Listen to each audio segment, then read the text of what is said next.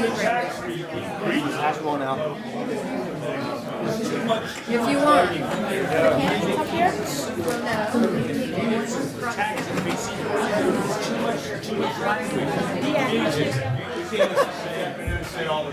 I saw that. Way to go.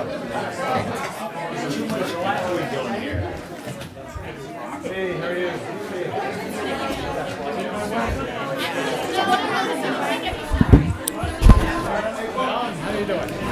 If everyone could get seated, we're going to try to start a little before 6:30 because we have a couple preliminary points to make.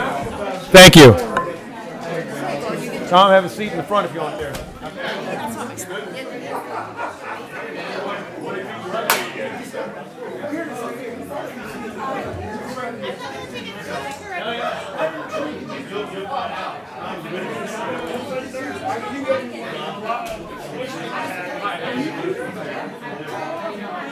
Is that all the chairs?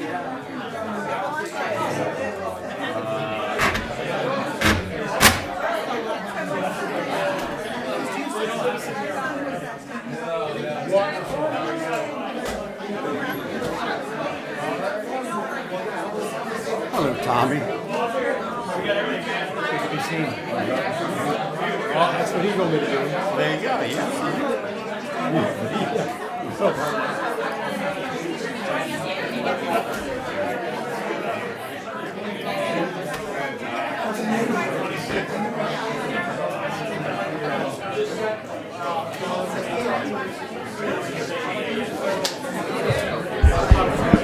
Can everyone have a seat? We're going to start in just a couple of minutes. The candidates are almost all here.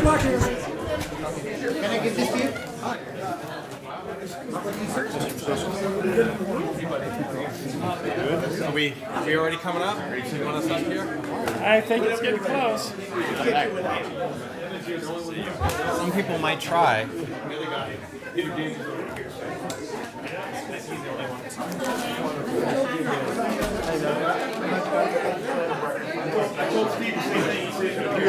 Privacy. So, Jim, am I allowed to sit here? I feel weird. So when are you guys going to kick out all the Oh shoot! I forgot to get that. from collecting all the citizens' data? The county spends hundreds of dollars on software that these guys are buying everything. Yeah, I heard you talk about it. Well, it's does that make sense if we're I think you're above my wavelength. I got to tell you. well if we're fighting I'm. Trump? Well, that's the scary part. Manager in the world doesn't even know about it. Hi. This is your hometown. This is the easiest thing. Yeah, exactly. Thank you, sir. Exactly. Thank you. Yes, sir. All right. The YouTube is beginning to stream now, so if everyone could have a seat, we can get going.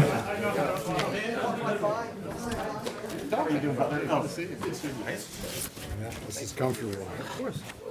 Everybody good? Everybody good? Thank you all for coming tonight, and thank you, candidates, for showing up in Western County. We really appreciate it. We know you've got a busy life and a lot of things to visit every day, so being out here is fantastic. I'm Lynn Cohen with the Fair Access Committee. We're co-sponsoring this tonight with the Poolesville Area Chamber of Commerce, and Tom Kettler over here will be, we also call him Tom the Knife, our timer, the hammer, Tom the Hammer. He'll be doing the timing, so you'll see a sign go up at 30 seconds into your comments, 10 seconds into your comments, and then a stop sign at the end. So I'll go over real quickly the logistics here in a second, but Tom, did you want to make a couple quick comments about the PACC, and then I will have Jim Brown talk a little bit about the commission. Yeah, thank you, Link. Yeah, we're delighted. Tom Kettler, President of the Poolesville Area Chamber of Commerce. We represent over 190 businesses in the Western Montgomery County area, and we've been around since 1979. We're delighted to co-sponsor this Democratic and Executive Forum tonight. We thank all candidates for taking time to schedule to come out, and thank you all for coming out and participating. We are also, we welcome our people who are online. We'll be live streaming this also, so people who can't make it in, we're going to have rooms and watch it from there. Thank you again for coming, and enjoy the evening. Thanks. When's your Republican forum? There's one on May 7th that is happening.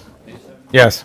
I'm not sure exactly where we'll be yet, but I know that, is it Sugarloaf, Tom? Clarksburg High School. There you go. Okay. Jim, do you have a couple comments here? Yes, hi guys, everybody. Jim Brown, Town of Poolsville president. I'm here with my bunch of, I think all of my fellow commissioners are here tonight. Good seeing all my guys here and ladies here for this evening. We want to welcome everybody that's here tonight, not just this great group of candidates, but as well as all of you citizens and you candidates that are running for other things that happen to be in the room as well. And we just want to remind you, we have our pre-prepared list of questions. They're very much up county and Western County centric. So we're kind of sticking to the rules tonight that we're going to be hearing about ways that these gentlemen here are going to run and help us up in this region. So if you have any questions, save them for later. You can hit us up if you want to. The candidates are always available, and we are live streaming this, so you can catch this performance at a later date anytime you want on YouTube. All right? Thanks again to everybody for being here tonight, and we look forward to hearing from you gentlemen. Thank you. So real quickly, I'll give you the logistics for the debate, but a couple of opening comments about the Fair Access Committee. As you know, our focus is on equity for this part of the county, but a lot of that is to ensure that our citizens are listened to. And so having the candidates out here is an important part of that, and I really thank them for making the time to do that. Tonight is a forum to hear their views about what a county executive will be doing in their view, but it's really first and foremost about you, the citizens. We want you to get the most you can out of this. All politics is local, as the old saying goes, and that's probably a little bit different now than it used to be, but I still think it's true. So getting politicians out here to listen to what you have to say and the questions that we're going to be asking about our area is really important. So I thank them for coming. Here's the way the night will go. All candidates will have an initial 1.5 minutes to discuss why I'm the best candidate to help guide our county, and more particularly for the Western County and its residents. Timer extraordinaire, and also we call him Tom the Hammer. Tom Kettler will be holding up signs that will tell you what the time frame is as you're talking. You're each going to have 1.5 minutes for every question. So he'll be timing you as you go through, so you know how much time you have at the end of that. If there is a comment from one of the candidates directly addressing somebody else's position, calling them a name, I will usually allow 30 seconds for rebuttal if that happens. Finally, the last 2 minutes will be for each candidate to, again, talk about why they're running, what their vision is for the county, and that'll be the end of the evening. So let's start off with the first question, and as Jim said, a lot of them are Western County focused, and so the first one may be something you haven't heard much about, but. I think you're going to let him do the opening. Oh, yeah. Sorry about that. Forgot about that, yes. So let's start, and I'm going to make sure that we also alter it. So there would be, James, you would go first, Will, you second, Andrew, you, Evan, you, and then you as well. And then I'll alter it. So the next one, we start with Will and so forth, so we don't have the same person starting and ending all the time. So. Can I just make a suggestion? Been to many of these things? What's that? People turn their phones? Oh, yeah. Please do. Doesn't interrupt somebody in their conversation? So, Peter, would you start off? How long do I have? 1.5 minutes. Okay. Yes, hello, my name is Peter James. I graduated Springbrook. These campaigns feel like I'm back in high school. People seem to be determining, who's the cool guy, how many supporters I have, who endorse me, that sort of thing. I want you guys to pretend like you're board of directors, you're the voters, and you're hiring a chief executive officer. You got to read the resumes, okay? I've got a website that has very details of what the problems are, how I'm going to solve them. At the age of 20, I ran Renaissance Consultant, and we did the cost evaluation for Intel. They were the Inc. 1 company at the time. Their sales between 74 and 75 were flat. After we finished the system, the next year they had a 40% rise in sales. 3 years they had 90% rise in sales. I'm the only candidate up here who's actually done forensic audits on very large companies. I'll take that budget apart, and I'm sure there's probably $4 billion out of the $8 billion that's waste. You can't do that with 100 accountants. You have to automate it, and I've done that before. When 20th Century Fox wanted someone to write a video game for the #1 TV show, The Fall Guy, they called me. When 3 Mile Island went kaput, Bechtel called me up. to fix the system. So I have got that kind of experience and can really eliminate taxes. Thank you. Will? Thank you. Good evening, and thank you for letting us use your dais and for having us up here. It's good to be back. I'm Will Jawando. I'm an at-large council member. I'm chair of the Education and Culture Committee and sit on the Planning, Housing, and Parks Committee. I'm in my 8th year. Born and raised here in Montgomery County and live in Ashton, Sandy Spring now. Grew up in the kind of Long Branch area of Silver Spring. I'm a civil rights attorney by training. I have 4 children, 3 teenage girls, so every audience I say, please pray for me for that. And then we have a son who's 7, and my wife, Michelle, and I, she's also an attorney, really have been working on, as I look at your sign, fair access for our entire lives. I really am so appreciative of the effort that was put together here, and I kind of got to see it from the beginning stages on the council, because equity is why I got into this work. I moved 5 times before I was in the 8th grade looking for affordable housing. I lost a friend to gun violence when I was 19 coming out of high school. I worked really hard when I was at school at Catholic University to form a union on behalf of workers there who were being mistreated. I became a civil rights lawyer to fight for people, and that's what you all have been doing. That's what I'll do as your county executive. I'll make sure you have access to health care, to schools, to a recreation center, and I look forward to talking about all those things tonight. Thank you for having me. Thank you. Andrew? Good evening. I'm not Jim Brown, although my good friend Jim Brown, I'm sitting in his chair in this seat, but it is great to be here in Poolesville. I'm on my 2nd term on the county council. For 4 years, I had the great honor of representing this community, and together we were able to stand up and to speak up for Western Montgomery County to ensure fair access. And I'm deeply proud of the fact that the champion for the Western County Award I was able to receive because of the partnership and the work that we were able to do together, fighting to ensure access to this part of the county that had been left behind and left out of too many decisions, ensuring that Poolesville High School was rebuilt finally after being punted to the back of the line repeatedly for multiple decades. I am proud of the fact that we have been standing up for this community together, and I have been standing alongside you, and I've continued to do that even after the districts were changed and I no longer had the privilege of technically representing this area. I've continued to stand up for you, to stand up for the agricultural reserve, to make sure that we are protecting and preserving this decision that has been one of the most important decisions of Montgomery County and of the country. And together we'll continue to make progress working alongside each of you to make sure that you get the representation that you deserve, the access that you deserve, and the services that you deserve. And we shouldn't have to make dramatic changes to the agricultural reserve in order to do it. Thank you. Evan? Good evening, everybody. Thank you for this forum and for putting it together. And Link, you started this evening by saying all politics is local, but I think we should change it to all politics is locals. And telling Sandy and David they have a new motto, one of my favorite restaurants in the county. My name is Evan Glass. I'm an at-large member of the council in my 2nd term. It's been an honor to serve and represent all of you. But while we'll talk about the policies tonight, I just want to share a little bit about myself right now. I am originally from New York. I came down to the D.C. area to attend American University, first in my family to go to college. And I studied journalism and ended up working at CNN for 12 years covering national politics in Congress, making sure that we talked about the truth and transparency in government at all levels. After I left CNN, I was a contractor with the federal government, working at the Department of Veterans Affairs, making sure that our veterans received the health care and benefits that they deserved. And the reason I got into local government was because I wanted to help my community.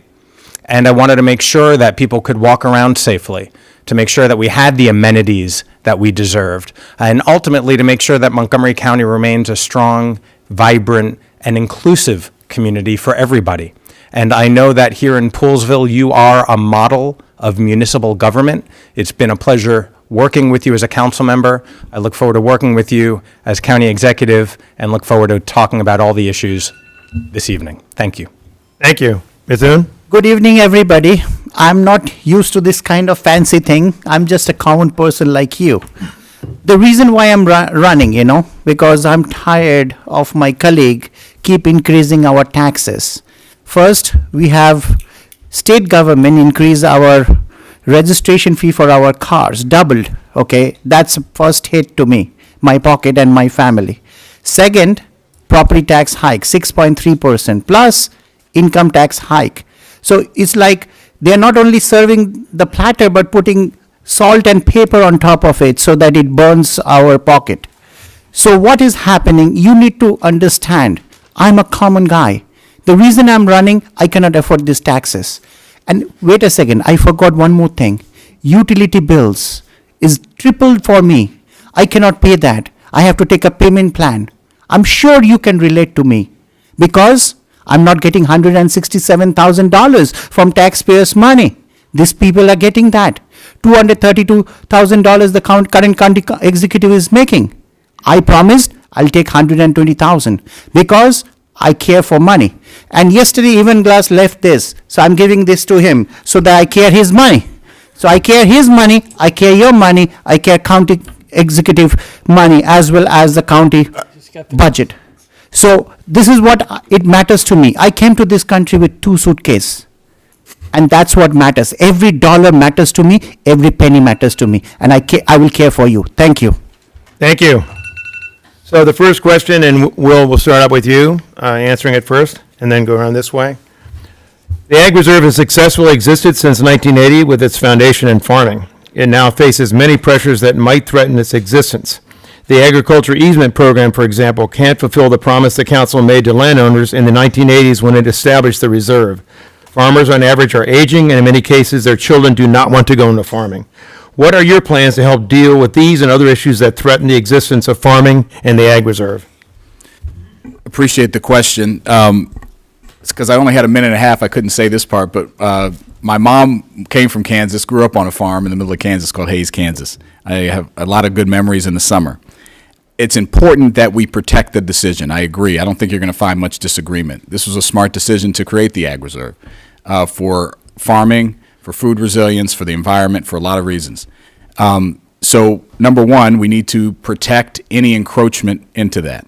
We've had a lot of debate about what are the appropriate uses in the Ag Reserve as far as development, as far as solar, as far as we've got a big one coming down the pike here with data centers.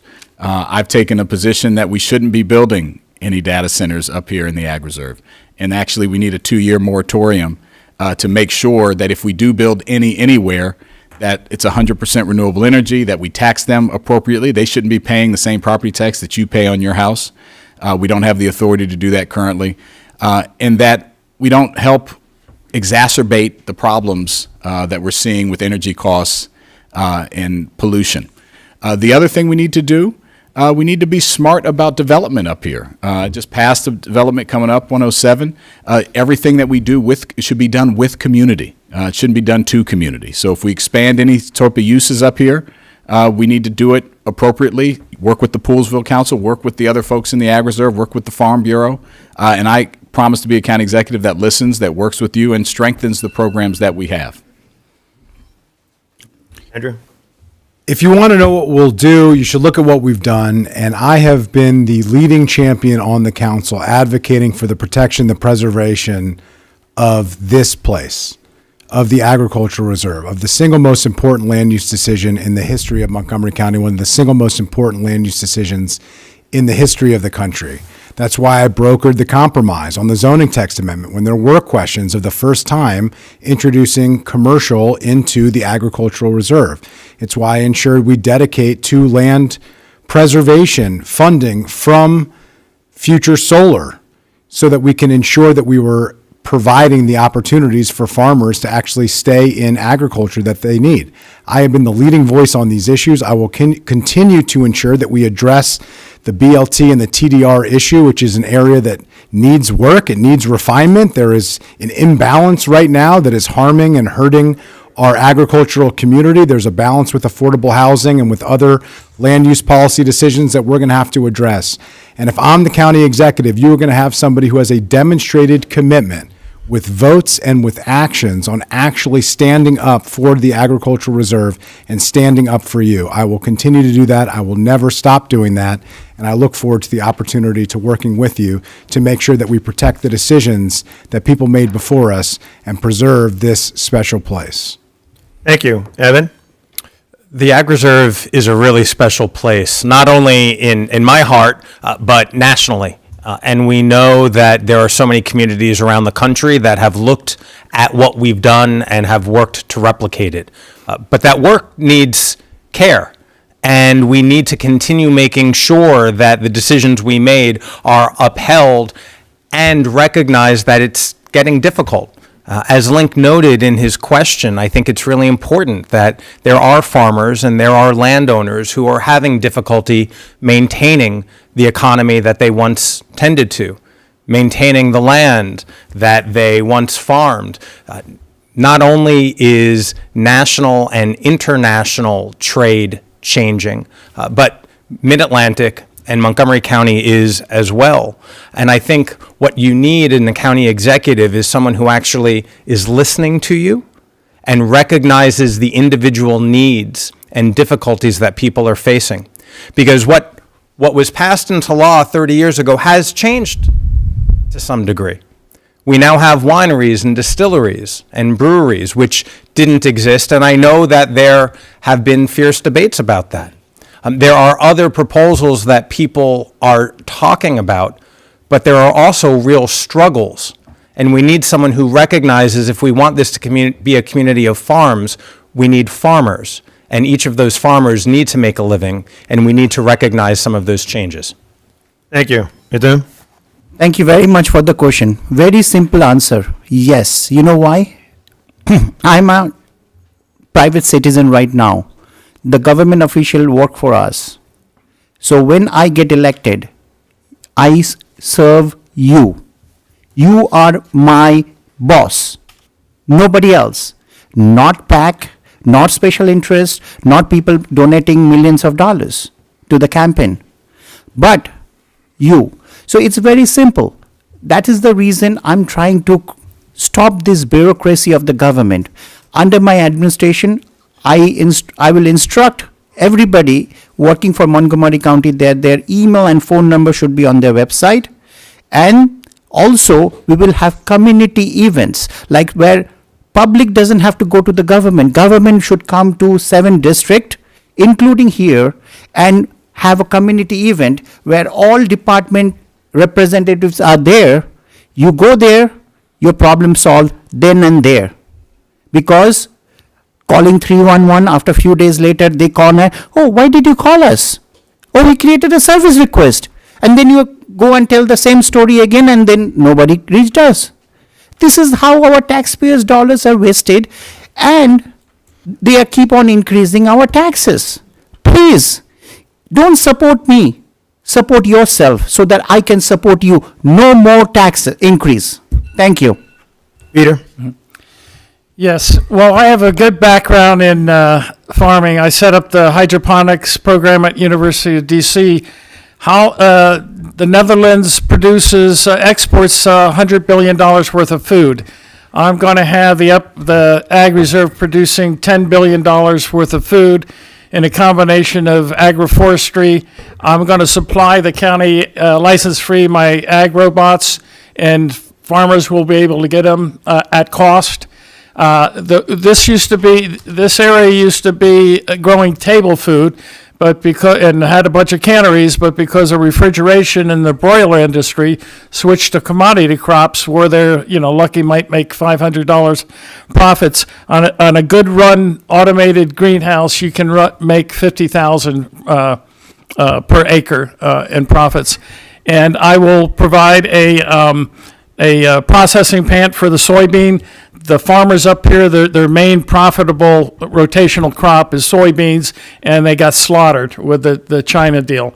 So I'm going to turn this part of the county into probably the number one economic powerhouse of the county. So you can go back and go to my website and see what I've done. If you look at some pictures, every year I have several interns out of Poolesville High School. I've had them learn how to do anaerobic digesters and in-vessel composters. If you feed the CO2 to a greenhouse, you get 40% more production. Thank you. When we announced this forum, I had a lot of questions come in to me, and this one came to me many times, so I did want to put it up near the top. The Western County represents about 60% of the ag reserve, and rustic roads designated by the county are a major transportation network for those who live out here. We've had recent meetings with county road staff to discuss the poor maintenance of these rural roads, and they told us there's no committed budget money set aside to maintain the roads, including clearing brush and overhanging trees that impede farm equipment. Do you believe our rustic roads need better maintenance and attention? What would you do to ensure these roads are maintained adequately? And we'll start off this time with Andrew. Yes, yes, yes. This is an ongoing issue. This has been an issue that goes back to when I was representing this area. We were advocating with the Department of Transportation. The Rustic Road Program is an important program, but just because roads are rustic doesn't mean the road shouldn't be well maintained.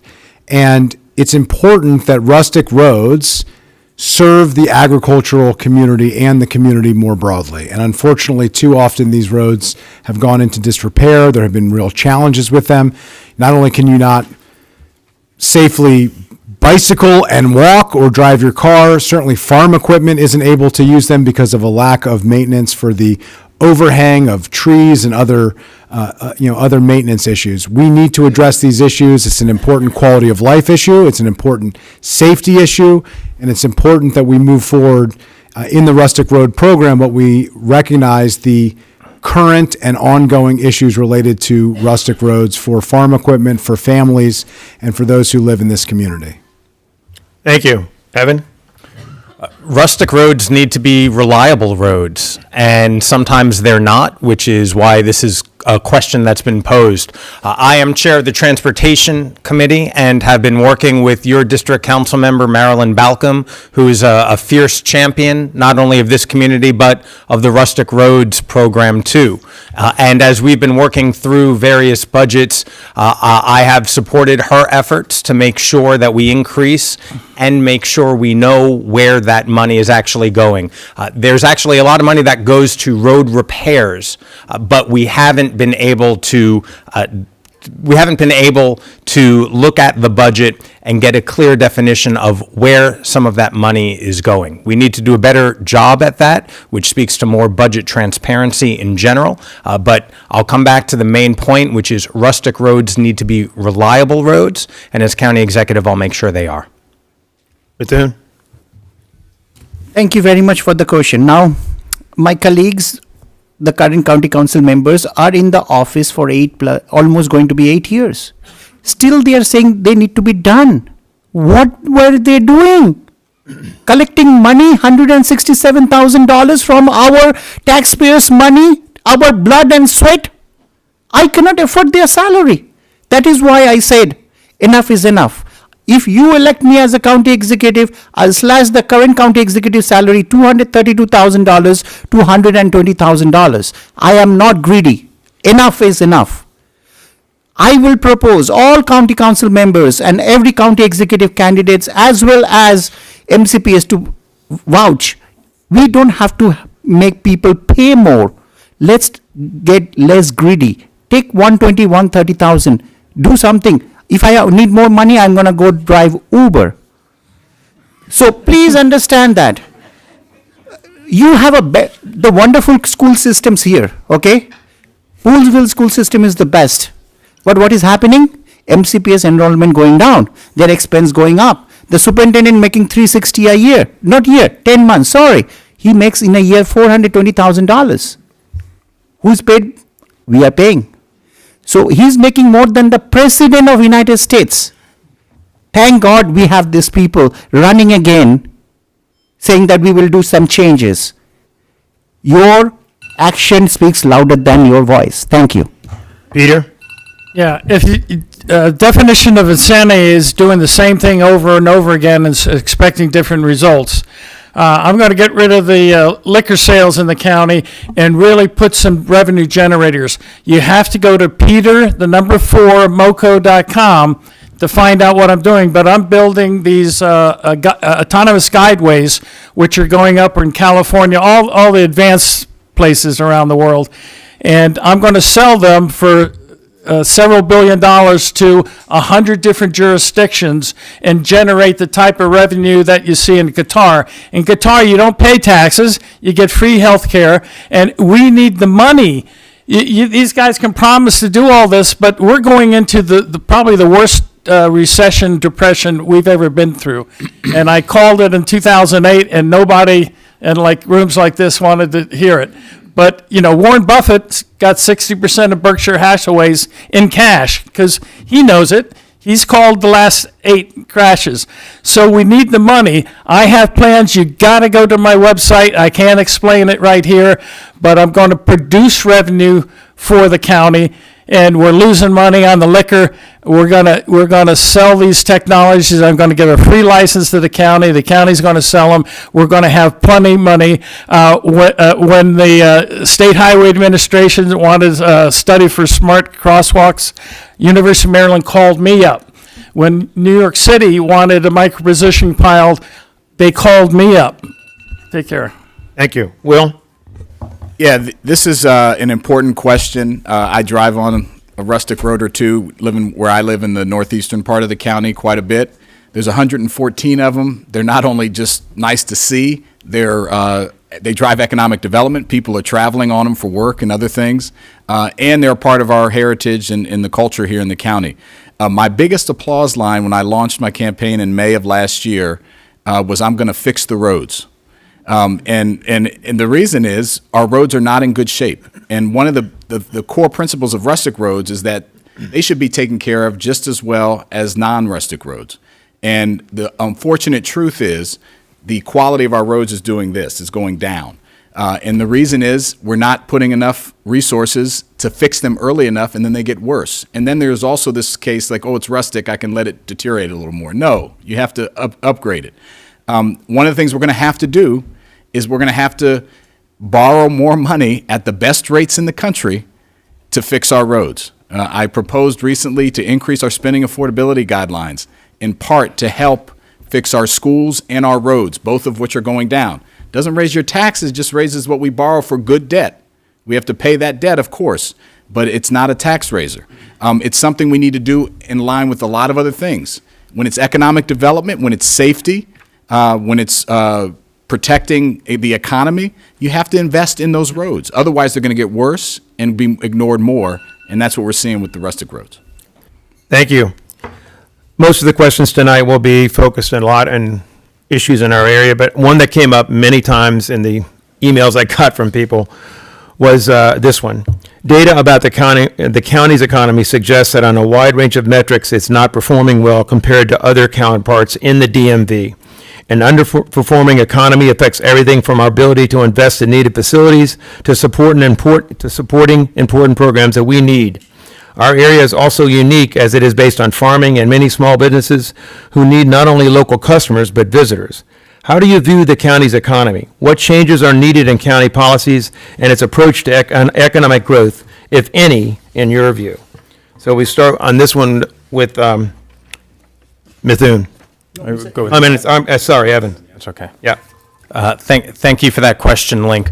Our economy has been stagnant, and it's only gotten worse because of what Donald Trump and Elon Musk have done to our federal workforce. Thousands of our neighbors were riffed and let go, and thousands more of our contractors have lost their contracts. This is a problem, and we need to be able to improve our economy so that we can get more of our neighbors back to work.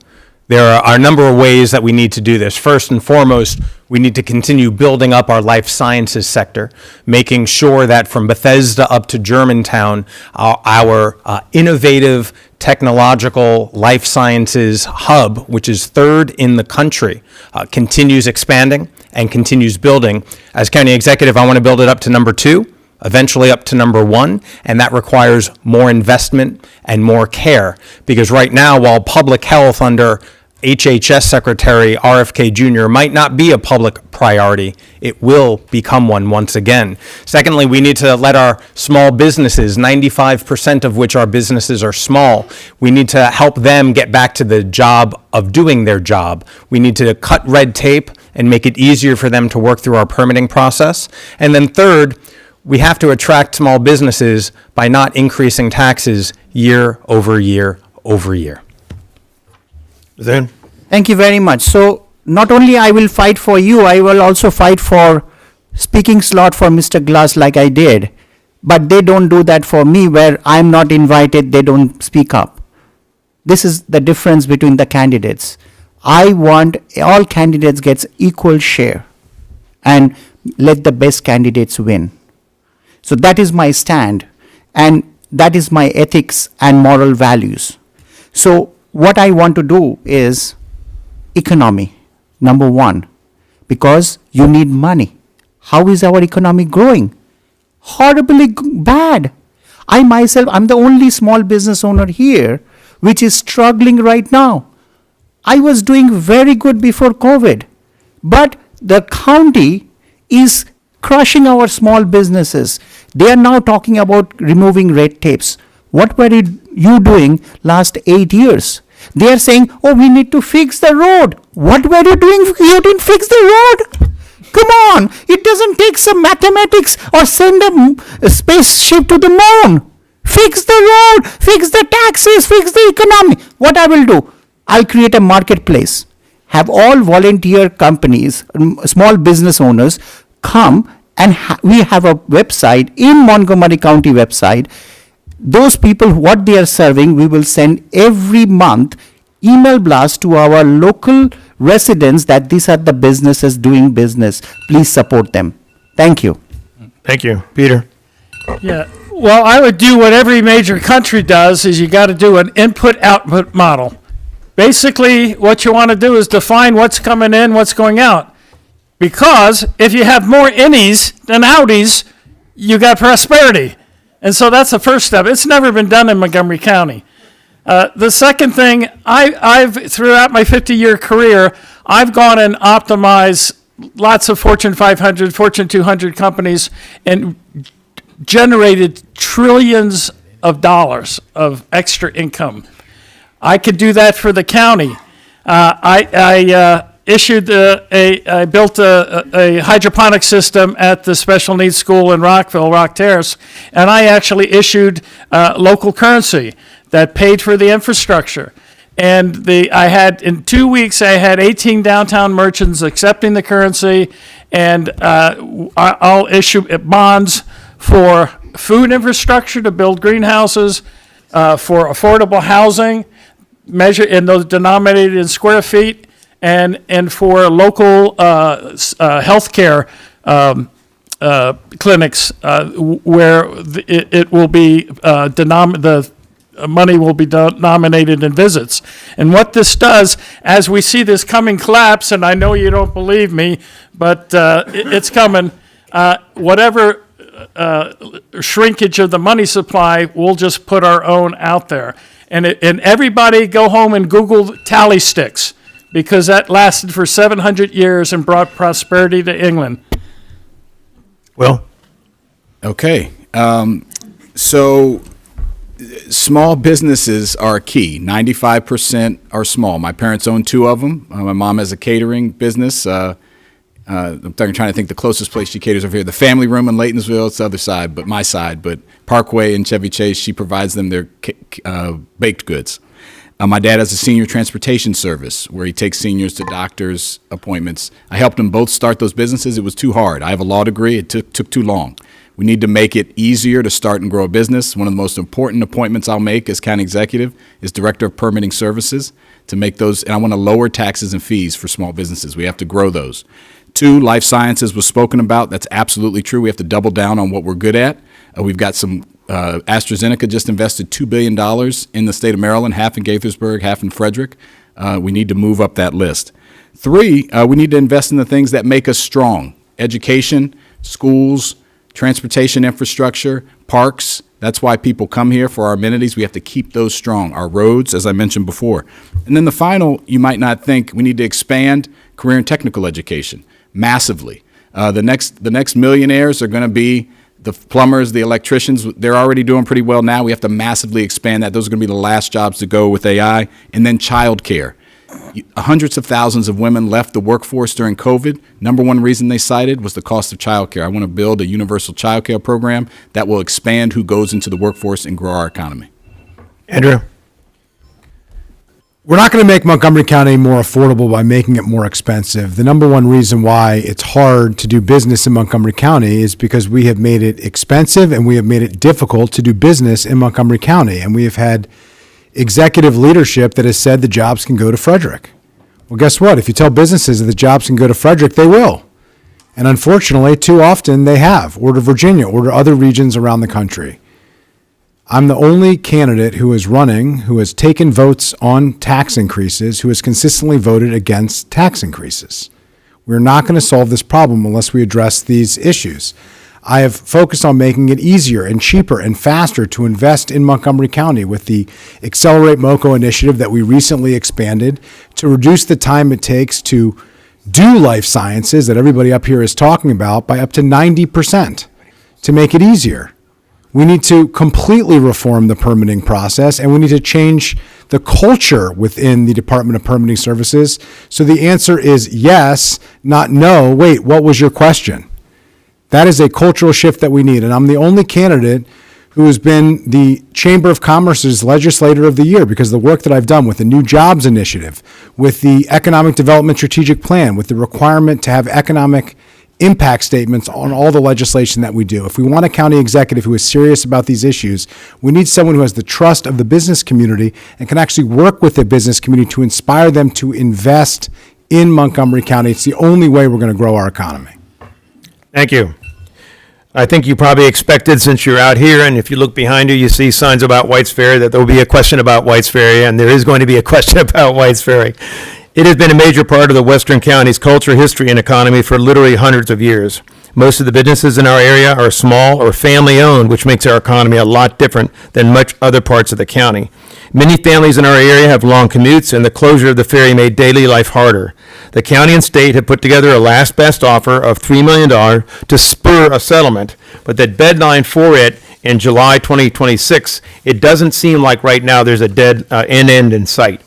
How do you view the situation, and most importantly, what should happen if there is no deal?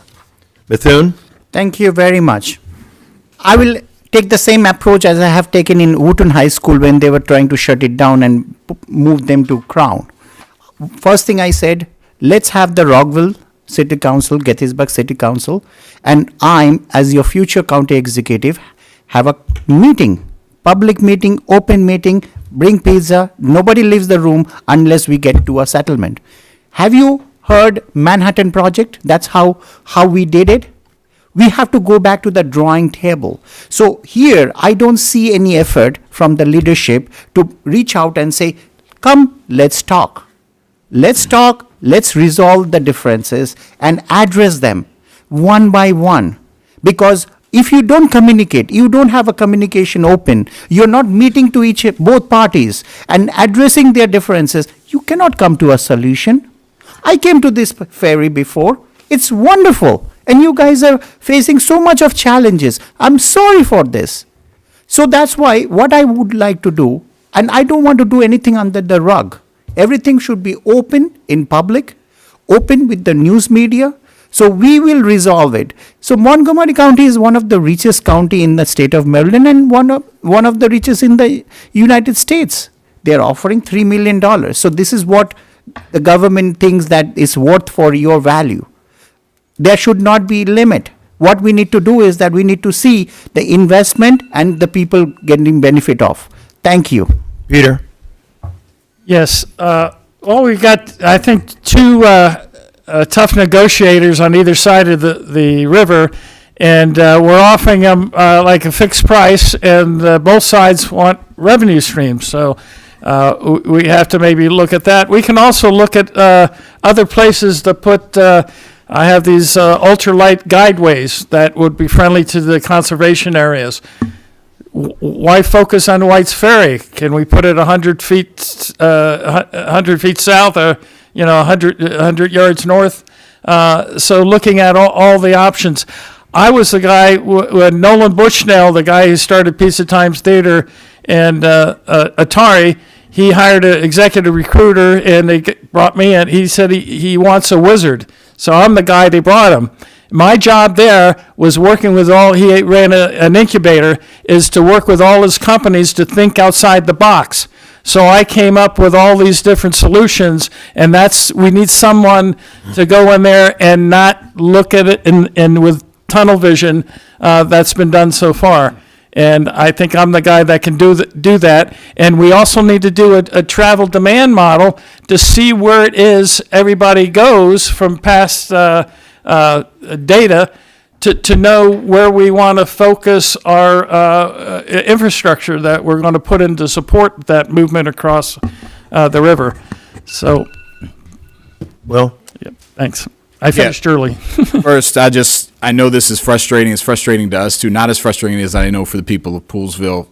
At its peak, 600 to 800 cars a day. Economic development, small businesses moving back and forth, and it's been 5 years. It's been way too long.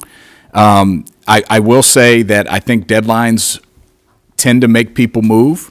Now we'll see what happens, but it's like human nature to when a deadline approaches. Hopefully it'll shake things up. The other thing that will shake things up is that one of us is going to be the Democratic nominee for county executive a week before the deadline on June 23rd. And I think that will offer a reset opportunity as well to re-engage. But rest assured, in my current role as a council member, I was literally driving up here thinking, what can we do on the Loudoun County side? How can we get them to bring more money to the table? Talking to more folks over there, or to bring this to resolution. If more money is needed, we should look at that. But I think we have to just think outside the box because it's unacceptable for it to be closed this long. And I'm frustrated as you are that it is. The tourism, all the downsides.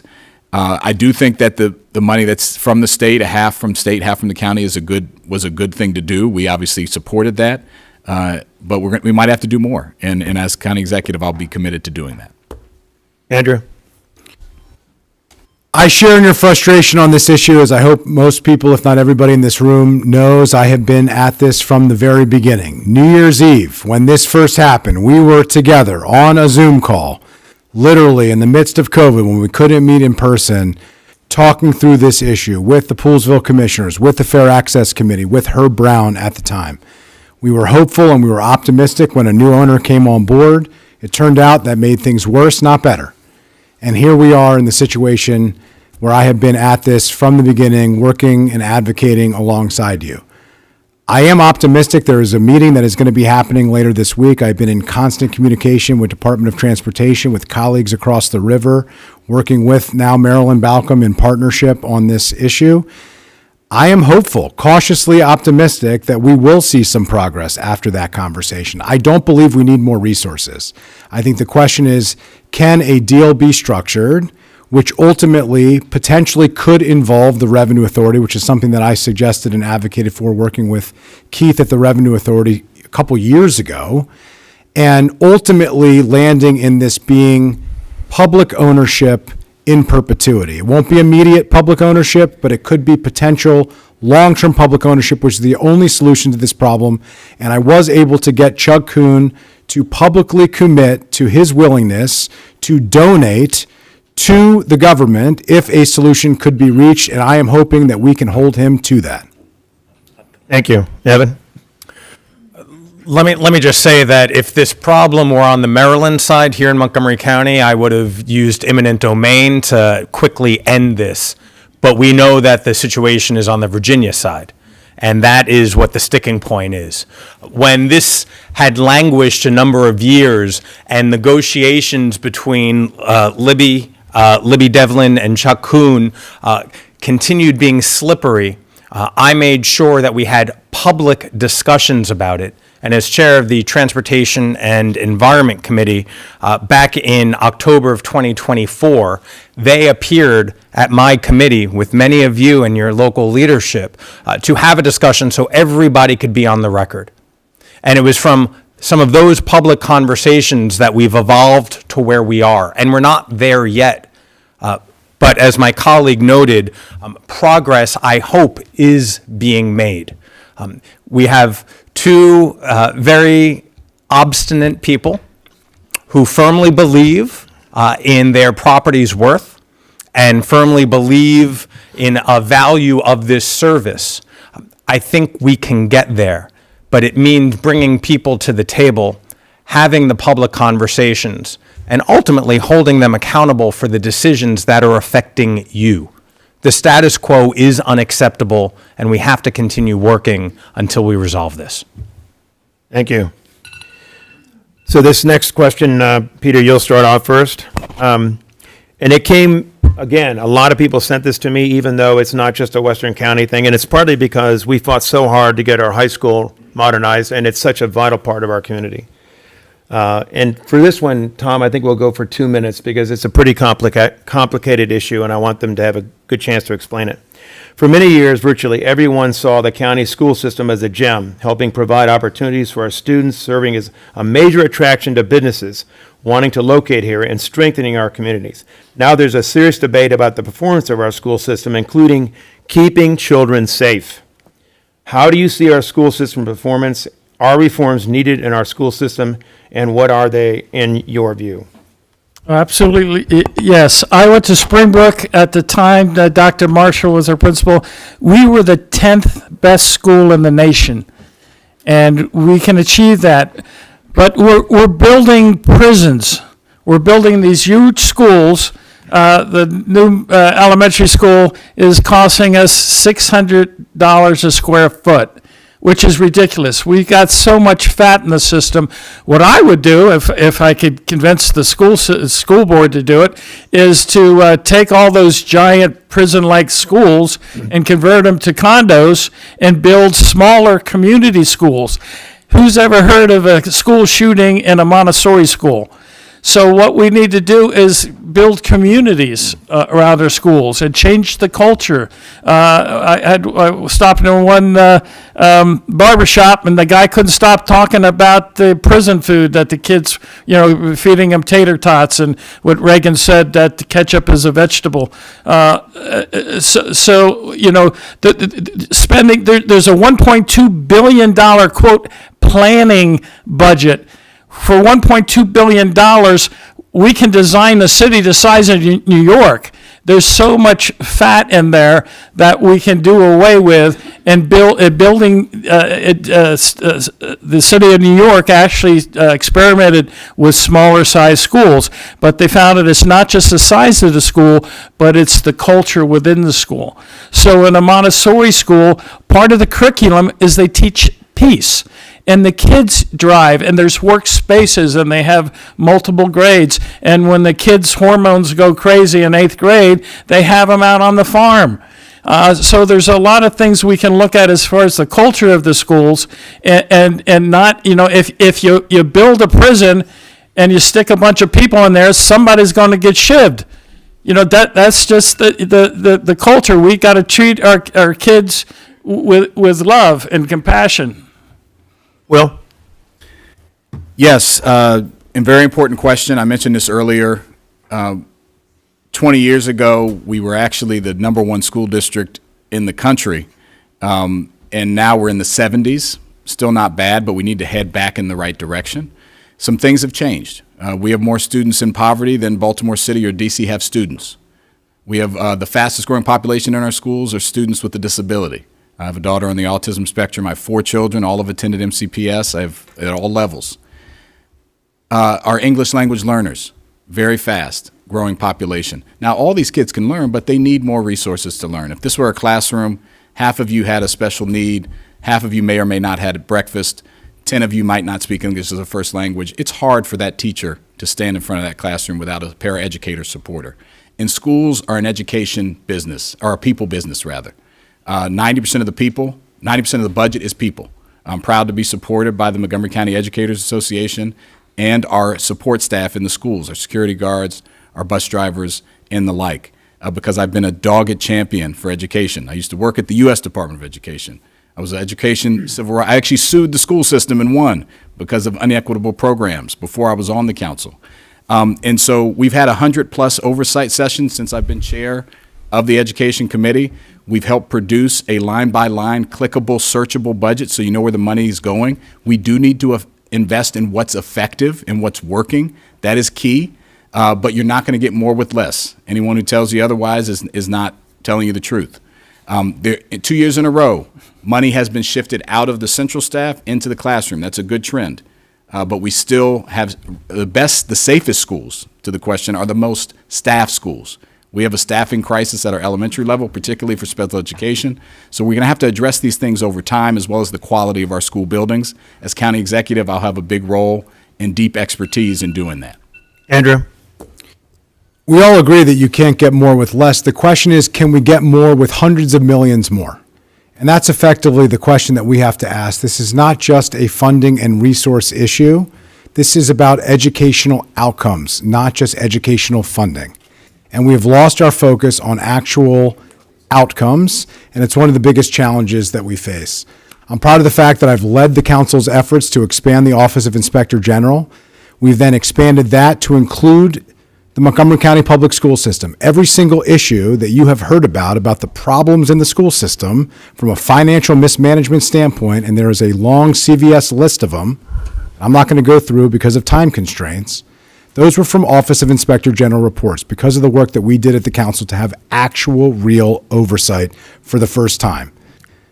We need to address those issues. We need to follow through on these issues. We need to continue to demonstrate that type of leadership. I was proud as council president that we did add funding to specifically address special education and to specifically address English as a second language learner challenges. But we also added performance metrics into the budget resolution for the first time ever, setting the standard and the expectation that if we are going to give more resources, we expect to get better results. That is what you deserve. That is what our families deserve. That is what our students desperately need, to make sure that we are providing the type of education to everyone and making sure that they're getting a world-class education regardless of the zip code that they're in. I am proud of the fact that I am a product of Montgomery County Public Schools. I am the son of a former Montgomery County Public School teacher. I've been endorsed by the Montgomery County Public School Retirees Association. The question is, who is going to be the county executive to actually deliver results and educational outcomes, not just funding? Because if we just can spend our way out of the problems would have already been solved. Thank you. Evan? So the issue is the $3.6 billion MCPS budget that currently is in the budget for this fiscal year. Within our school system, we have 160,000 students who speak 160 different languages at home.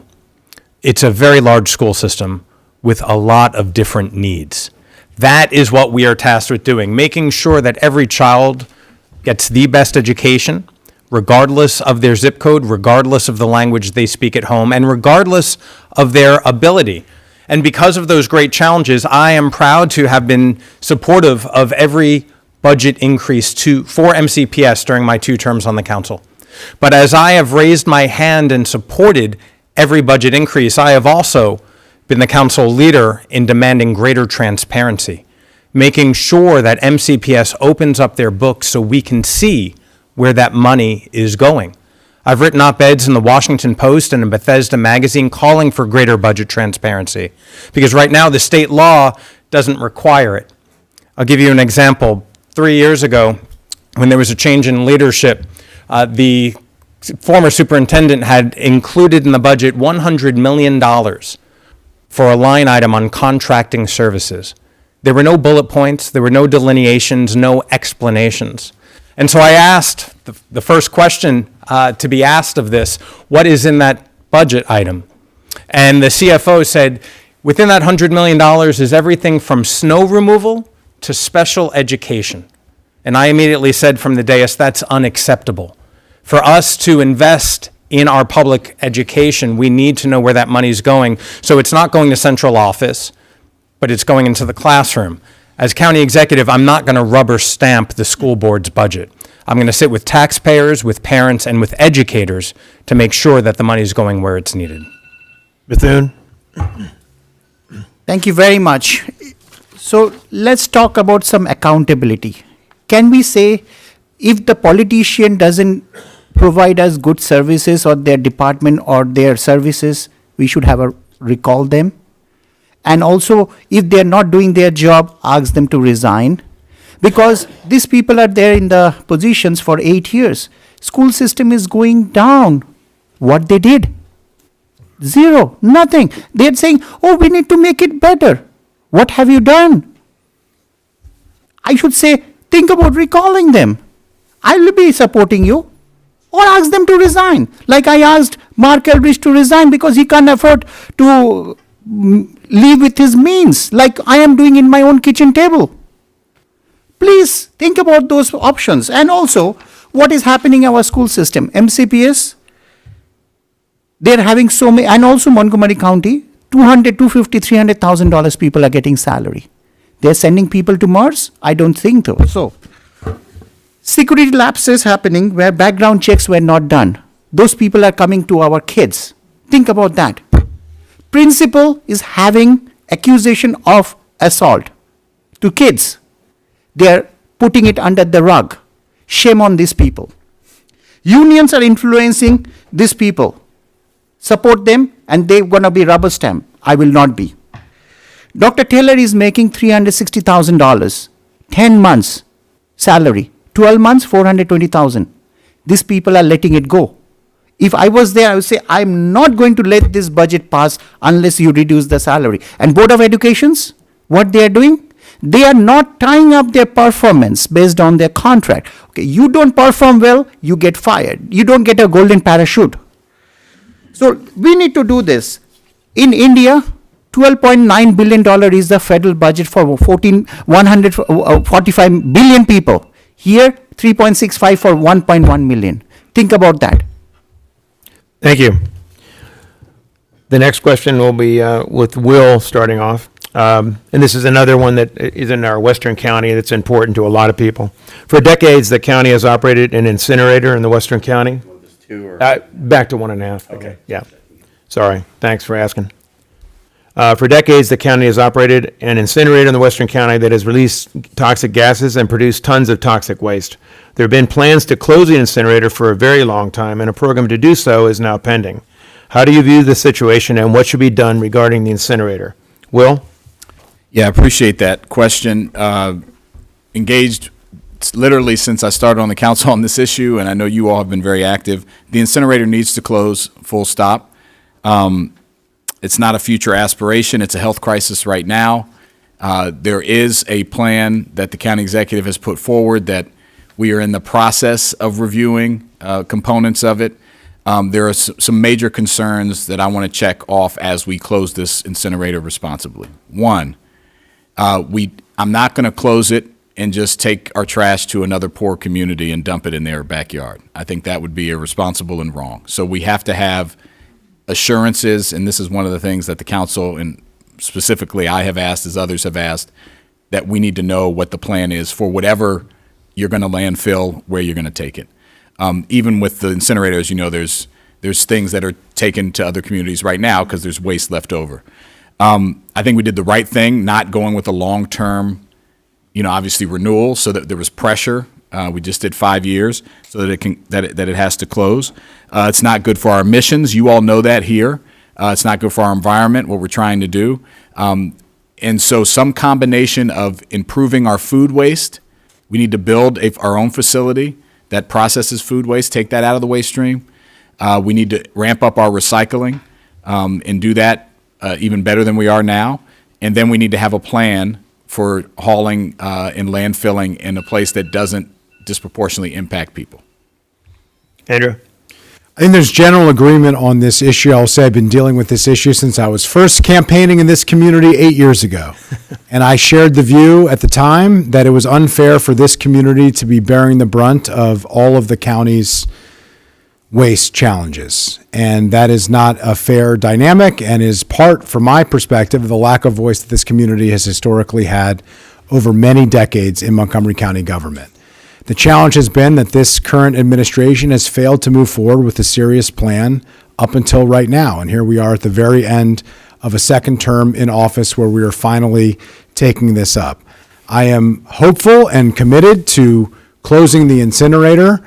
We do have some serious issues that we have to work through. It is a massive dynamic that we have to deal with. The environmental justice questions are significant. It is disappointing that they have finally analyzed the environmental justice dynamics, and it turns out that the ash is being sent to a community that is significantly challenged when it comes to environmental justice issues. We do have to reduce our waste. We do have to make sure that we are doing neighborhood composting in order to address these issues. But ultimately, for this community to be bearing the brunt with dioxin and other toxic levels that are leaking out of a facility that is completely deteriorating is unfair to you. It's unsafe for this community, and we need a county executive that's going to actually follow through on commitments, not just make them. Thank you. Evan? The recent reports of the deficiencies of the incinerator were scary. I got a call from the DEP director once we got those reports from the EPA, and I told her we got to take action as chair of the Environment Committee. And so I applaud the administration for sharing that information very publicly, because it is an issue of public health, and you all deserve to know what's happening and what's broken. That said, we do need to close the incinerator. I've been fully in support of that. And in addition to working through the mechanics of that, which is an executive function, we do need to increase our residential composting and our recycling, which reduces the waste stream and reduces the demand for any incinerator.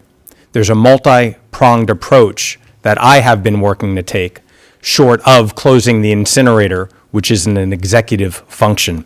In addition to that, we have to increase capacity at the transfer station, which is in the capital budget, so that we can take more at that transfer station. But when we take a step back, we need to meet our climate goals, and closing the incinerator is part of that. We have very ambitious climate goals here in Montgomery County, reducing carbon emissions by 80% by the year 2027, and fully eliminating them by 2035. I'm proud to be endorsed by the Sierra Club, and as county executive, I'm going to close the incinerator. Mithun? Thank you very much. Everybody is saying they're going to close it. Did you see any bill they placed in the Montgomery County Council to close it? This is called election cycle. This is how you get fooled. They're running for election, they're going to come and please you, say everything you want to hear. Once the ballot is counted, go back to the old story. You will not even get an appointment to talk to them.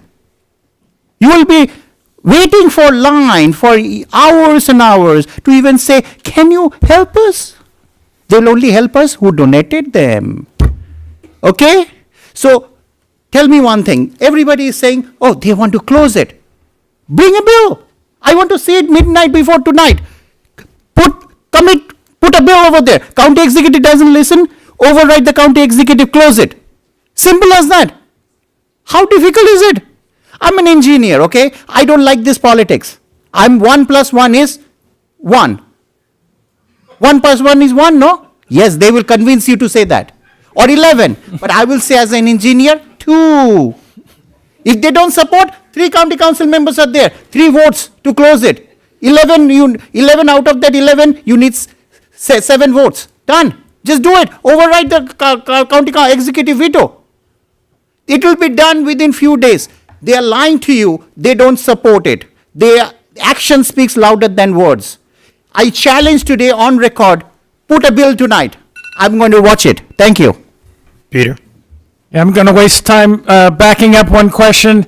I call bullshit on you can't do more with less. Sorry for my language, ladies, but the Saudi Arabian Air Force, Lytton was doing an $80 million system for them. They had 200 guys working on it. They couldn't figure it out.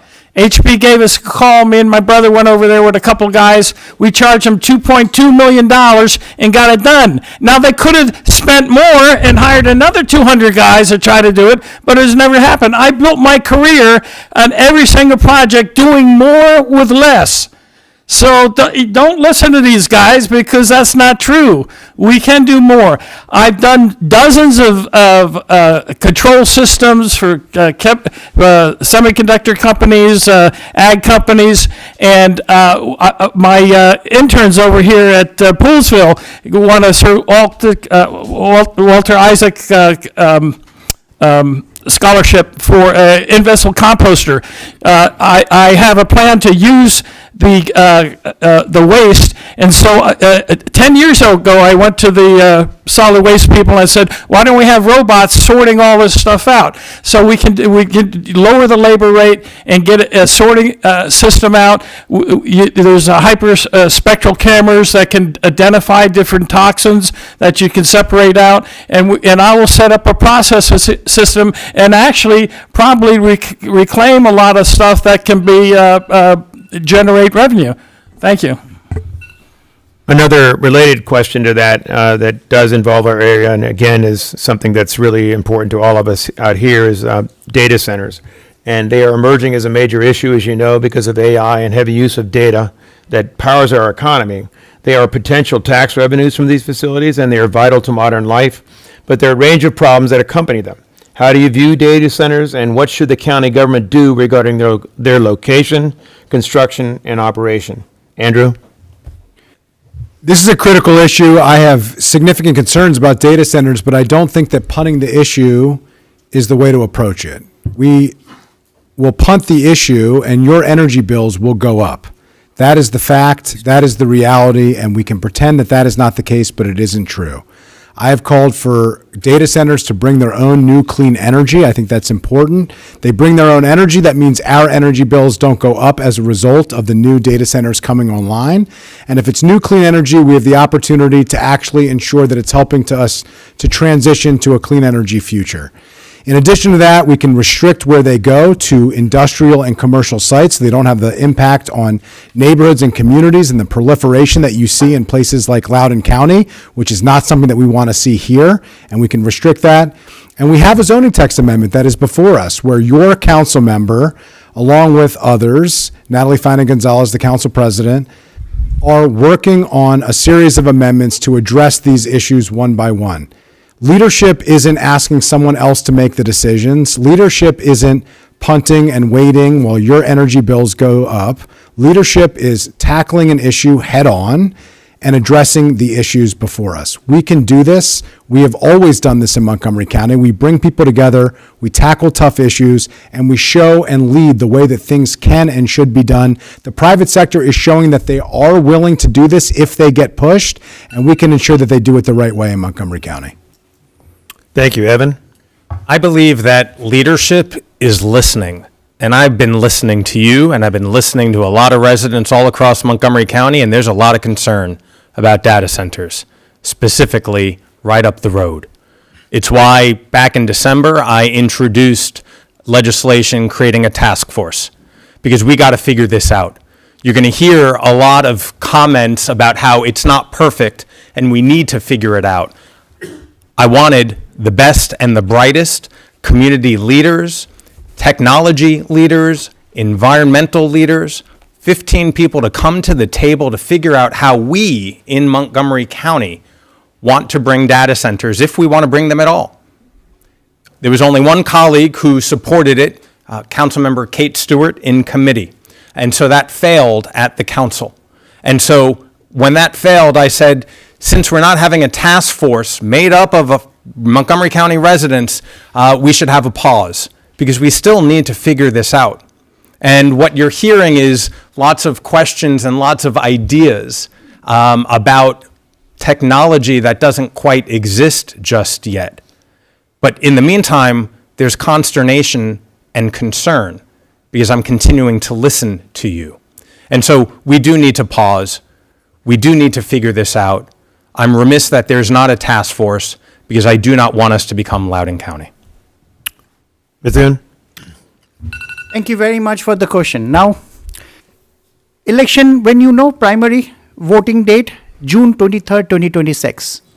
They don't want to make a decision. They want to pause. You know why? Just let the primary happens, because in Montgomery County, whoever wins the Democratic primary wins the general election. So somebody saying, oh, after 6 months, after 2 years, why not talk to people? Because data centers are inevitable. They're going to come unless we want to be in the leadership role with competing with China and India and other countries' technological growth. We have to have a proper plan in place. And for that, you need to have engineers like me over there. Go there, fix the problem, and say, you need to pay higher property tax, you have to pay higher utility bills, you have to get your own energy, you have to be green as much as possible, don't waste Potomac's water, create your own system so that you can circulate it and do some kind of circulation of that. And also, don't forget, make them pay more so that MCPS and Montgomery County getting funds so that our property tax doesn't go high, our income tax doesn't go high. Hold them accountable. So this moratorium, I don't trust that. It has to happen in a public way, in a good format. Thank you. Peter? Yes, this is one of the issues that got me off the couch to run. I've been using AI for 50 years. AI is coming alive. These are where the aliens live. These things think for themselves. People think that, oh, AI is programmed by you. AI programs itself. AI has all the knowledge in the world. It thinks a million times faster than all of you. It's already wiping out jobs. And the godfather of AI is going around the country with Bernie Sanders and saying he made a mistake. There's Elon Musk and Sam Altman think there's a 20 to 30% chance it's going to wipe us all out. Now, because of all the greed, we've got 7 billionaires racing each other to see who can make it come alive so they can live forever and rule the world. This is the dot-com bubble all over again. We're building 6 times more data centers than we'll need. It's going to crash the economy. There's already $3 trillion of debt and another $20 trillion worth of derivatives. It's 5 times worse than the housing crisis bubble. So we're going to get a pause, but I will use the public safety authority of the executive to cancel, not allow these things to be built here. I'm going to go and hook up with groups that are protesting them in surrounding areas because their electricity price is going up because we have to buy the energy. I can go on forever, but Will? thank you. Thank you. So, couple things. Property, your utility prices are up because of data centers in Virginia and Pennsylvania. So why would we build one here to raise, which has the emissions release of a small city? It would, just that one that we're talking about in Dickerson would increase our CO2 emissions by 12% for the whole county, just that one. It would heat up the water in the Potomac. And to points that have been made, we can't even tax them properly. Let's say we even want to do it. And I'm not saying I do, but that's why I've called for a 2-year moratorium while we decide whether we want to do it. It's the strongest position in this race because there are a lot of dangers. Right now, if we build that data center, they're going to pay the same property tax rate as your single-family home. Tell me if you think that's right. Raise your hand. Okay, not even the Republicans raised their hand on that one, okay? And because it's not right. It's crazy. And we need state authority to have a differential property tax. That's going to take at least a year. They're about to wrap up in 2 weeks, okay? So it's not a punt. It's let's figure it out the proper way if we really want to do it. And then you back up. What are they using AI for? They're using it for business processes, not to solve the challenges of our time in healthcare, education, or anything else. Do we even want to make Bezos and them richer by contributing to that? Maybe not. So I don't think we need to rush on this. Thank you. Another issue that's has been very important out here, and we've spent a lot of time in fair access on it, is public transportation. We have a very inadequate bus system out here. As you know, it doesn't serve the many elderly and infirm people who need to get to healthcare, especially specialists who are in Germantown and Shady Grove Road. About 8% of the county residents, it's estimated, are carless, and a lot of them live out here. Our healthcare outcomes out here are also very poor, especially in the Dickerson zip code, in part because people can't easily get to appointments due to inadequate bus service and public transportation. What are your thoughts about this situation, and how would you address it? And we'll start off with Evan. Thank you for that question, Link. This is a beautiful area, and it is a little bit isolated because there are not resources, there is not adequate public transportation, and we need to change that. The Up County actually has more residents who are car dependent than most other parts of Montgomery County. And when I first got elected, my husband and I had one car for the two of us. And I had to get a second car to serve on the county council and run for county council.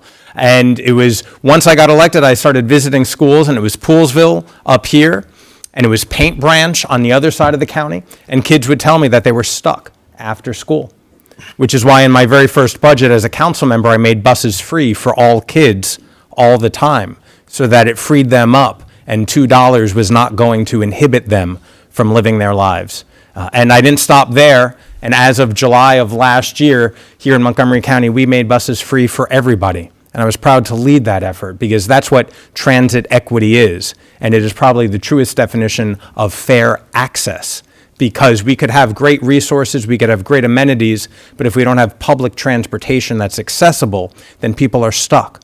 But it also means that in our capital budgets moving forward, we do have to put more rec centers, more health clinics, more opportunities so one does not have to take a long bus ride, whether it's free or not.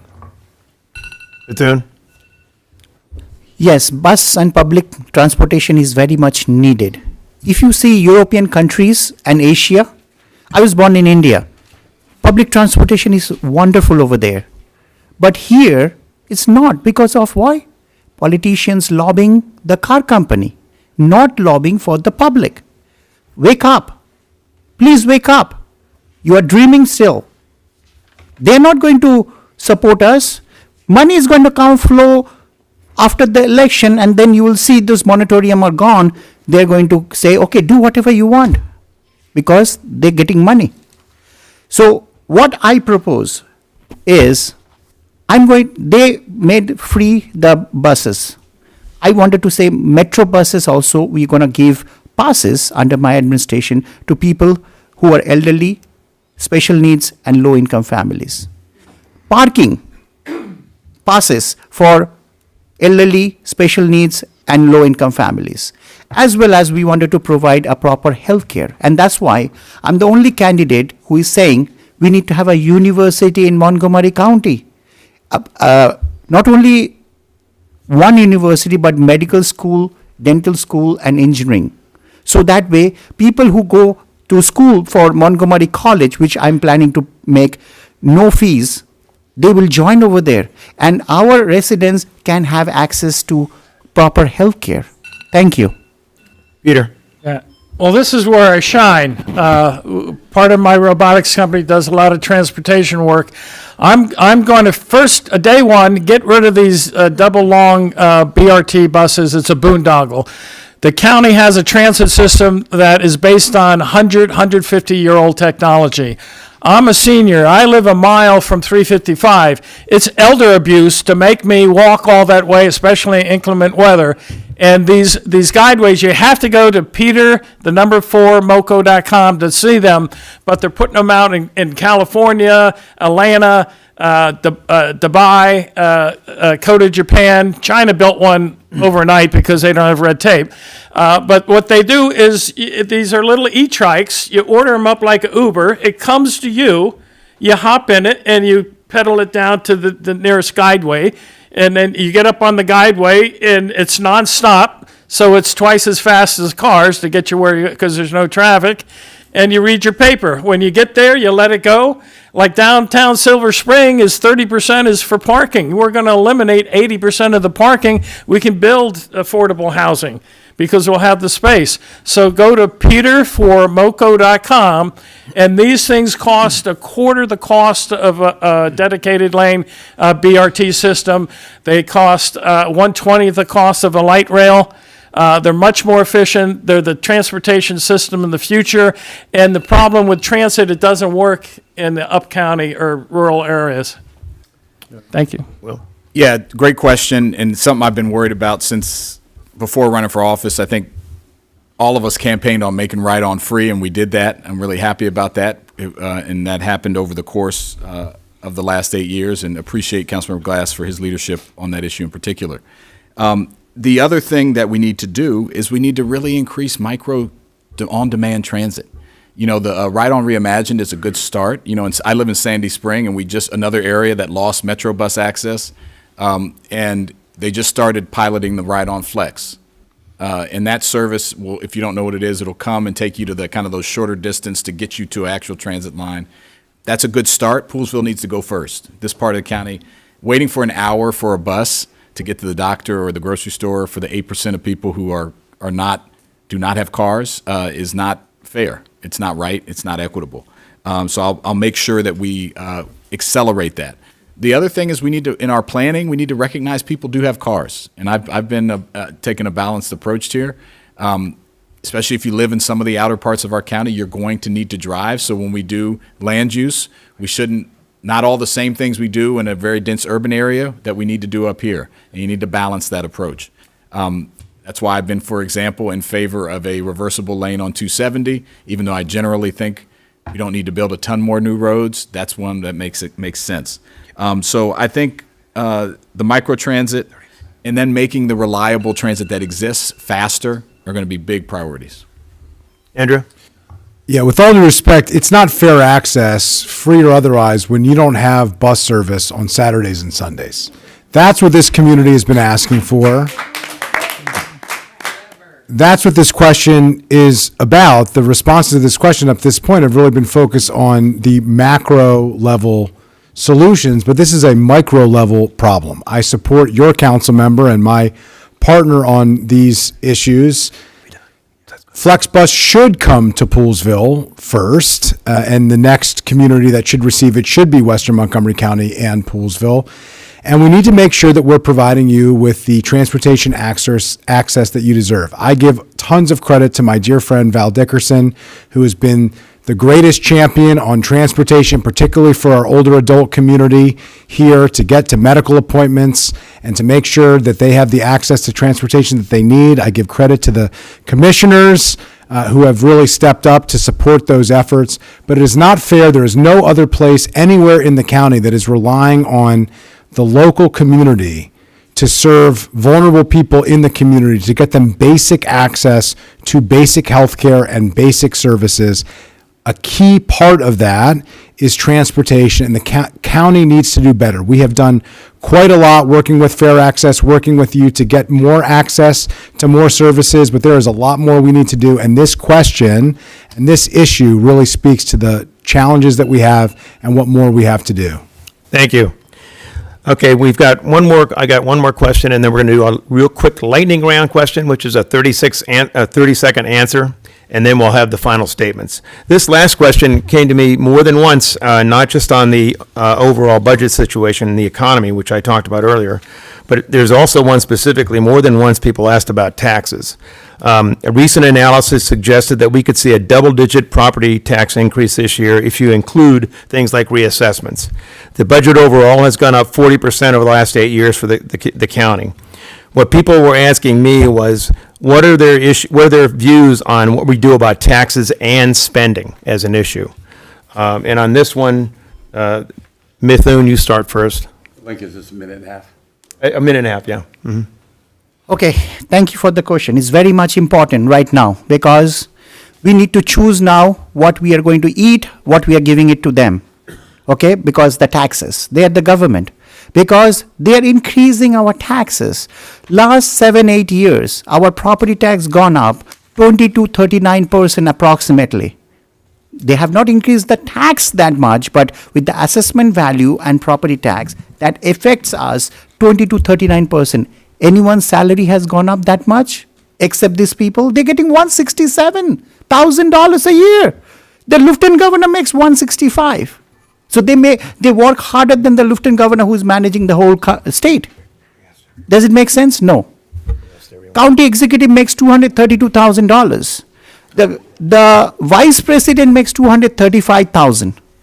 Does it make sense? He's managing 50 states. May not be doing a good job, but this guy is doing one county is 232. Makes sense? No. So that's why I am going to do $120,000 salary, put remaining to my MCPS budget, and also we need to stop this greed. The government has to live with its means. If not, step down. Let new people run. They have been into the office for 8 years. It's time for us to show the new path. Vote for a change. Thank you. Peter? Yeah, I have a plan, and you gotta go to my website, peterformoco.com. I got it now. Because you'll never understand it. But if you live in Qatar, you don't pay taxes, and you get free health care.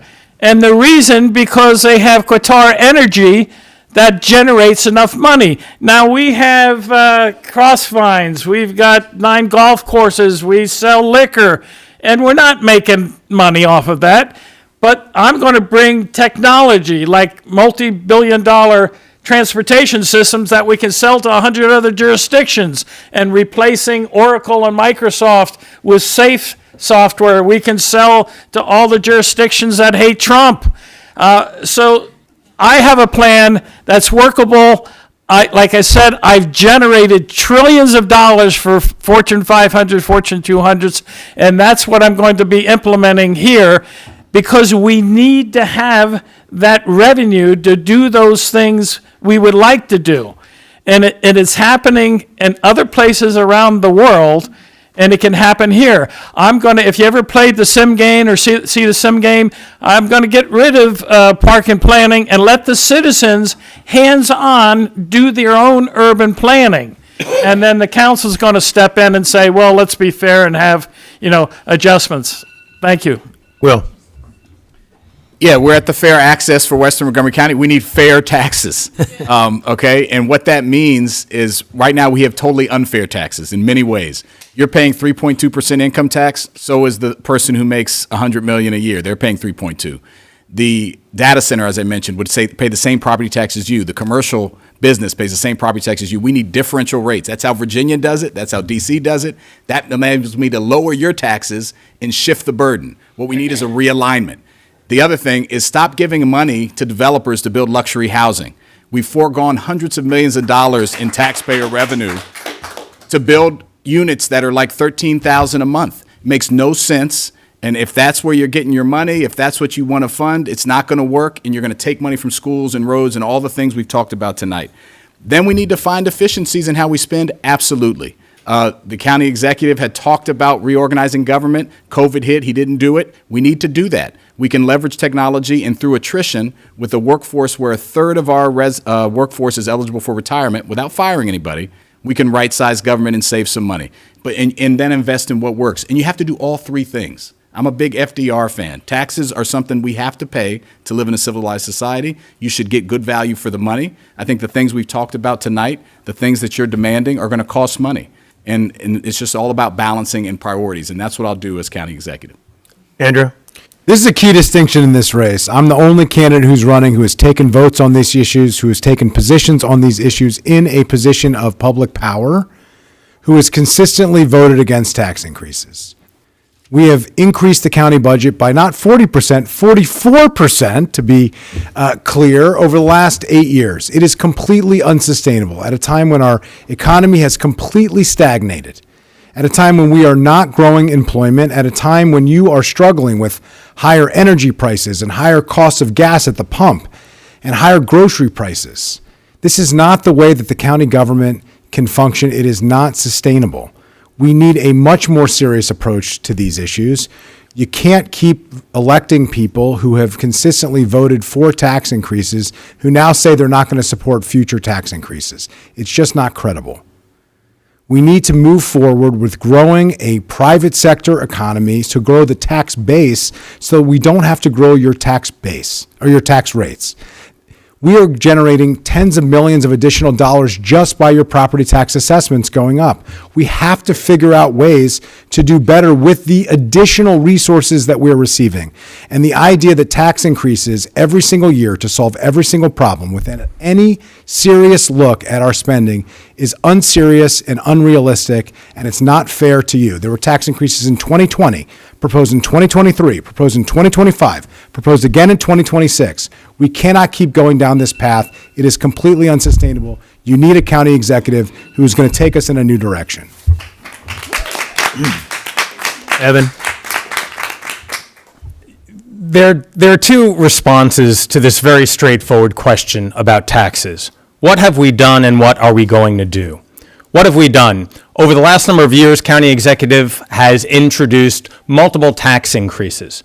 But what this council has done, all members of this 11-body council, this council supported every labor contract. This council supported every record-level funding increase for MCPS.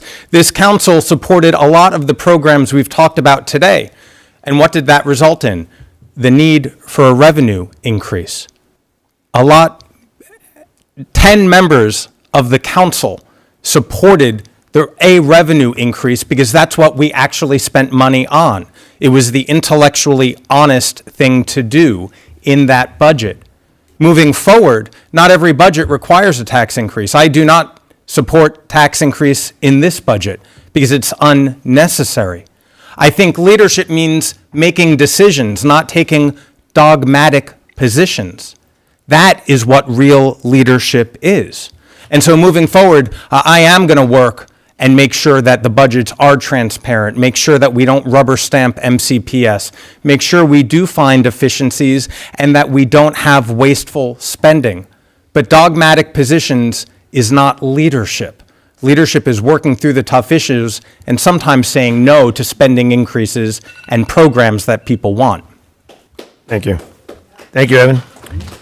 Okay, so there's a 30-second lightning round question, and then we'll go to your final statements. The lightning round question is, in 30 seconds or less, if you had to pick one issue you believe is most important for our county's future, what would it be? And then we'll start off with Peter. Boy, dude, in 30 seconds. Well, to me, the one issue for mankind is to kill the AI beast. We're making all these assumptions about the past. Jobs aren't going to come back in the federal government. They're going to continue to drop. We're going to see economic collapse like we've never lived through before. So that 400 million we're paying in interest is going to maybe jump to 1 or 2 billion. Will? I'm going to go with a universal child care and pre-K program. 90% of brain development happens 0 to 2. We have to invest. You have kids starting school, millions words behind. And it's an economic development strategy. I mentioned the hundreds of thousands of women and caregivers who left the workforce, less tax base because of the cost of child care. It can cost $30,000 a year per child. We have to move towards that system. I think it would be the biggest thing we could do to help boost the economy and help working families. Thank you. Andrew? The problem is the affordability and cost of living crisis. The only solution is growing the private sector economy so that we can actually sustain all the things that we've talked about tonight. Can't fund childcare, can't fund education, can't keep up with quality services, can't fund transportation, can't do any of the things that government needs to do unless we are sustaining a tax base to actually make it happen. That requires a county executive with a track record, with the relationships, and with the ability to actually do it. And that's what I'll be focused on, to grow the economy so that we can keep up with our quality of life, so that you don't have to pay the bill with higher taxes and worse services. Evan? I think the biggest issue facing our community right now is housing affordability. It is too expensive to live here, and our kids and grandkids are not moving back here. They're not moving back here because they can't afford it, and so what happens? They're moving up to Frederick County, they're moving to other places, then they're getting on 270 and they're upset that it's crowded, right? It's an unvirtuous cycle. We need to be able to create more housing where we have jobs, where we have academic institutions, where we have public transportation. And for seniors who are living here, we want you to remain here. We want you to be age in place, and that means having housing that's affordable too. So whatever they said, I have listed this last year. So 8 years over, almost. Why have not been done? Free universal childcare, free universal pre-K, freeze property taxes, no more tax increase. I am the only candidate from the beginning of last year said, no more tax increase. Lead my lips. No more tax increase. Is enough is enough. The government has to live with its means like the people are living in its means. Have a efficient small government work for the people. Thank you. Okay, now we go to the closing statements, and we'll start off with Evan. I'm sorry, Will. It was Will, wasn't it? Whatever, Yes, you, Will. whatever you want to do. Yeah, it's Will. Yeah, Will. How long is it? 2 minutes. Got it. Okay. You should have 2 minutes. Thank you. All right. Appreciate it. Thank you all for having us. It's great to be up here again. We're a great county. We haven't talked about this a lot, but our country's going through a difficult time. Montgomery County is 1/3 foreign born. My dad came from Nigeria in 1970, fleeing a civil war. My mom came from Kansas looking for economic opportunity. This county welcomed them both. It hasn't always been easy, but we know that this county is a place that can be better and can be a shining city on a hill for everyone in this country right now. We've all fought hard to make sure that our immigrant community is protected here against ICE. It's important for our economy. We just had a big roundtable with farmers about how that's impacting farmers. And we have 40, I'm chair of the education committee. There are schools in our county right now where the attendance rate, the chronic absentee rate is up near 40% because people are scared to go to school. So Montgomery County has a unique role to play in standing up for what I think are the right American values. And the next county executive is going to have to be very loud and strong on that. I've been in the lowest income brackets here. I'm now solidly upper middle class. I've been all the way in between. You want someone who understands that. You also want someone who's going to talk to people and listen to community. I've worked very hard as an at-large member to do that, no matter what the issue is. Housing, tough issues up here, even rent stabilization, which I was proud to lead on. We've talked to people, we made compromises, and I'll do that as county executive.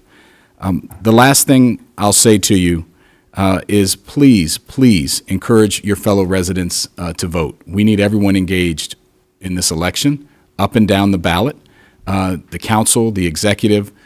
It matters for Poolesville, and I really appreciate you all doing this because I think Montgomery County's best days are ahead of her. Thank you. Andrew. It's been great to be here in Poolesville, to be back in a community that I love, that I had the great privilege and honor of serving for 4 years. You know where I stand on issues. We have worked alongside each other on so many issues over the years, and I look forward to having the opportunity to formally represent you again as county executive. I have not stopped fighting for you. I have not stopped advocating for you. I have not stopped showing up and standing up for this community. It hasn't been an election year where I've waited to show up to events and to be at meetings and to take up causes. This has been the cause of my life and my career. I am proud of the support that I have from this community, from people like Jim Brown and Ed Reed and Val Dickerson, from our agricultural community, from so many leaders, Bishop Paul Walker and others in this community who have served this community, to work together with you to make sure that we ensure fair access, to make sure that you have a voice and a seat at the table where you haven't for so many years. I will be your county executive in this community to make sure that the Up County gets the representation that it deserves and that it needs. You need a county executive who will focus relentlessly on affordability and on cost of living, who won't continue to focus on tax increases to solve the problems that you face, and who will actually understand the micro-level challenges that you face in this community that are different and that are unique to this part of the county. The solutions of Down County will not always be the solutions for Up County, and we need a county executive who actually knows what your community needs, has served this community, and will continue to support this community as county executive. I look forward to that opportunity and look forward to continue to build the broadest coalition of any candidate in this race that we have built over the course of this campaign thus far, and I look forward to the next 3 months serving to ask for your vote, to ask for your support, and ask for you to join us. Thanks for being part of this effort. Please go to andrewfriedson.com if you haven't already, and I look forward to serving you as county executive. Thank you. Evan? Thank you very much, Link. I want to thank the Fair Access Committee. I want to thank the Chamber, and I want to thank the commissioners for allowing us to rent your space this evening. Thank you for allowing us up here, and of course, for all of you for being engaged. We are at a critical moment, not only in Montgomery County, but nationally.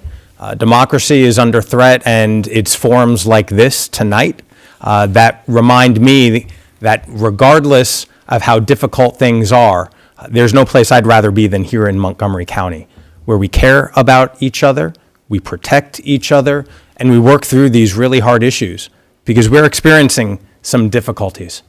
Our economy needs to be kickstarted. Our schools need to get back to a place where every child is able to learn at their best ability.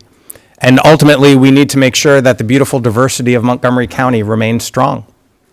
The most diverse place in the country is here, and we got to keep fighting for that in the face and threats downtown. You know, I am proud of the campaign that we have been operating. You know, I was just here last week for a meet and greet with some of you, and it's always good to be here because I'm always in every corner of the county. You know, the campaign that I'm running is one where I've never take money from special interests, from PACs, from corporations. I'm the only one in this race who has never taken a dime of special interest money. And 98% of my campaign money that I've raised are from Montgomery County residents, not out of state, not corporations. That's what we need in a leader, someone who listens to you. And I think there's no better person to listen than a former journalist. So I hope you learn more about my campaign. Go to evanglass.com, and I look forward to seeing you at local soon. Mithun? Thank you very much for the opportunity. I wanted to congratulate the host for the wonderful opportunity. Thank you very much. And let's ask this question to ourselves. Are we better off today than we are 7 to 8 years back, before these people were in the office? I am not. Are you? Use that answer when you vote wisely. Because if you are not better off today after 7, 8 years later, how can you trust the same people that they are going to change just getting more salary hike, 167,000 to 232,000, and they're going to do the right thing? They're saying after 8 years, the roads are still having problems. They are still saying that schools are having still problems. Affordability is still a problem. Housing, still a problem. Tax, still a problem. Shout out to the no more taxes. So think about that. What are we doing here? Insanity. You are supporting the same people, expecting a different results. Please, my name also falling, because it knows it's not going to happen. Because use common sense. It's not very common though, but think for your own pocket. If you are going to pay 20 to 39% of more property taxes last 7 to 8 years, what they have done for us? What I will do? Free universal childcare, free universal pre-K, and also freeze property taxes for common people.